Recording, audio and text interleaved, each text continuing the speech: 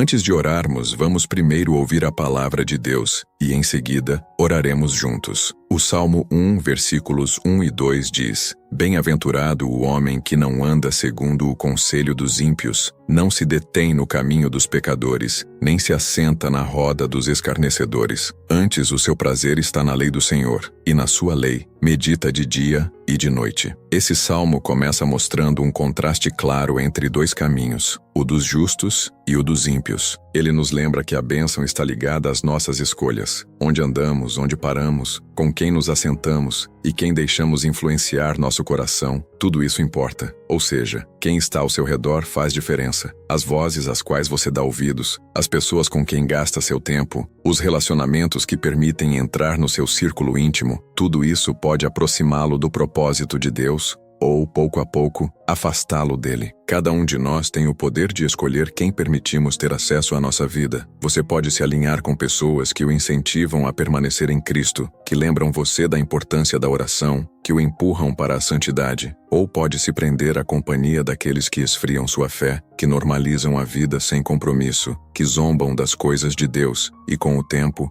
o arrastam para longe da vontade perfeita do Senhor. O apóstolo Paulo nos alerta em 2 Coríntios 6,14: Não vos prendais a um jugo desigual com os incrédulos, pois que sociedade há entre a justiça e a injustiça, ou que comunhão há entre a luz e as trevas? Muitas vezes aplicamos esse versículo apenas ao casamento, e embora isso seja verdade, ele vai além. Se refere também às amizades mais próximas, às parcerias de confiança, até mesmo aos sócios e conselheiros. Estar sob o mesmo jugo significa estar preso ao outro, como dois bois debaixo de uma mesma canga, seguindo na mesma direção. Se um puxa para um lado e o outro para o lado oposto, há atrito, peso e desgaste. Assim também acontece quando estamos ligados a pessoas cujos valores não combinam com os nossos em Cristo. No fim, esse vínculo pode dificultar sua caminhada com Deus. Isso não significa que devamos rejeitar todos os que não compartilham da nossa fé. Jesus mesmo se assentou à mesa com pecadores e cobradores de impostos. Ele demonstrou compaixão, amor e misericórdia a todos. Mas há uma diferença entre ser luz para os outros e deixar que a escuridão deles apague a sua luz. A diferença entre estender a mão para o perdido e se prender de tal forma que a influência dele enfraqueça a sua devoção. Seja bondoso com todos. Sim, ame a todos. Sim, mas escolha com cuidado quem terá acesso ao seu coração, à sua confiança e ao seu tempo. A Bíblia volta a nos alertar em 1 Coríntios 15:33. Não vos enganeis, as más companhias corrompem os bons costumes. Por mais forte que alguém pense ser na fé,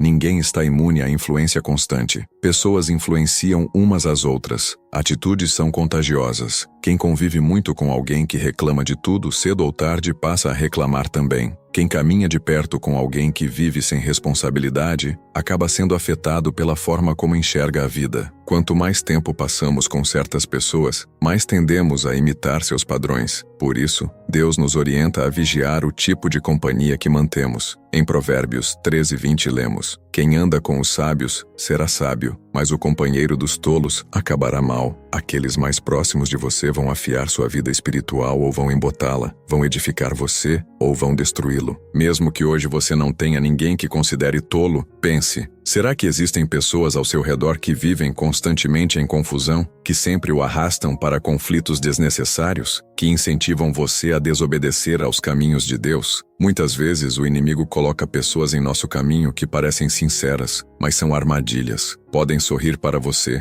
mas falar mal por trás. Podem apoiar por um tempo, mas logo minam sua fé. Podem parecer inofensivas, mas aos poucos o afastam da presença de Deus. Por outro lado, quando você se cerca de pessoas piedosas, aquelas que realmente amam o Senhor, honram a sua palavra e andam segundo o Espírito, sua vida começa a florescer. Você encontra força nas orações delas, coragem nas palavras de encorajamento, sabedoria nos conselhos. Esses são os relacionamentos que sustentam você nas tempestades, que o lembram da verdade quando as mentiras parecem mais fortes, que levantam seus olhos para Jesus quando a vida pesa. É esse tipo de comunhão que a igreja primitiva vivia. Irmãos reunidos para orar, compartilhar, animar e interceder uns pelos outros. Basta lembrar da amizade entre Jonatas e Davi. Jonatas chegou a arriscar seu futuro e até seu relacionamento com o próprio pai, o rei Saul, para proteger Davi, porque reconhecia a mão de Deus sobre a vida dele. A amizade de Davi e Jonatas foi marcada pela lealdade, pela verdade e pela fé. Em contraste, lembremos de Sansão. Movido por sua paixão por Dalila, ele fechou os olhos para os alertas de Deus, se uniu à pessoa errada e, no fim,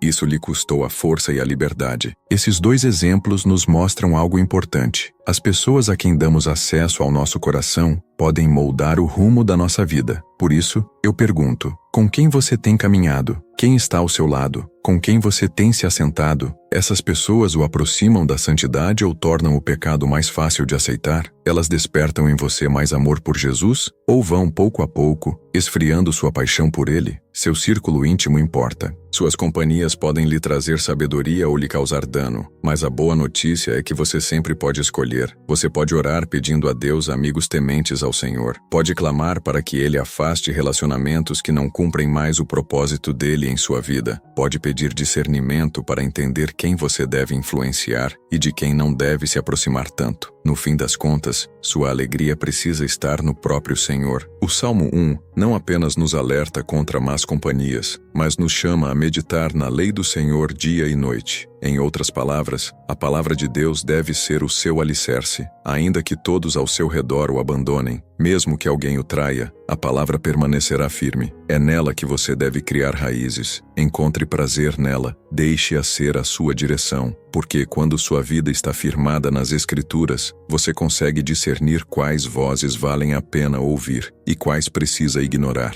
Então hoje, faça uma avaliação dos seus relacionamentos, ore por eles, peça ao Senhor que o cerque de pessoas que o amam e que também o amem o suficiente para aproximá-lo dele. E acima de tudo, mantenha seu coração enraizado em Cristo, pois quando o seu prazer está nele, suas amizades, suas escolhas e toda a sua vida passam a refletir a sua bênção. Agora, vamos orar juntos. Oração. Pai amado, eu te agradeço pelas pessoas que colocas em minha vida. Relacionamentos fazem parte do teu plano, pois tu não nos criaste para caminharmos sozinhos, mas em comunhão contigo e com irmãos na fé. Por isso, Senhor, peço que me cerques de homens e mulheres que andem ao meu lado em fé. Envia pessoas que me sustentem em oração quando eu estiver cansado, que me lembrem da tua palavra quando eu esquecer, que me encorajem a perseverar quando eu estiver tentado a desistir. Coloca no meu caminho pessoas sábias, cuja sabedoria venha não da lógica humana, mas da tua palavra e do temor ao Senhor, que é o princípio de toda sabedoria. Pessoas que amem a Cristo de forma sincera, que vivam com humildade, graça e compaixão. E antes mesmo de pedir pelo futuro, eu te agradeço pelo presente. Obrigado por aqueles que já são bênção na minha vida. Obrigado pelos que celebram comigo as vitórias e respondem comigo em louvor. Obrigado pelos que choram comigo nos momentos difíceis, que oram comigo e me lembram de que tu estás perto dos que têm o coração quebrantado. A tua palavra em Hebreus 10, 24 ao 25 nos ensina: cuidemos uns dos outros, para nos incentivarmos ao amor e às boas obras. Não deixemos de nos reunir, como é costume de alguns, mas encorajemo-nos uns aos outros, ainda mais à medida que vemos o dia se aproximando. É isso que eu desejo, Senhor, estar cercado de pessoas que me impulsionem ao amor e às boas obras, e também ser alguém que faça o mesmo na vida dos outros. Ajuda-me a ser um amigo fiel, um irmão em Cristo que encoraja, apoia e intercede. Ensina-me a carregar os outros em amor, a orar por suas famílias, a lembrá-los das tuas promessas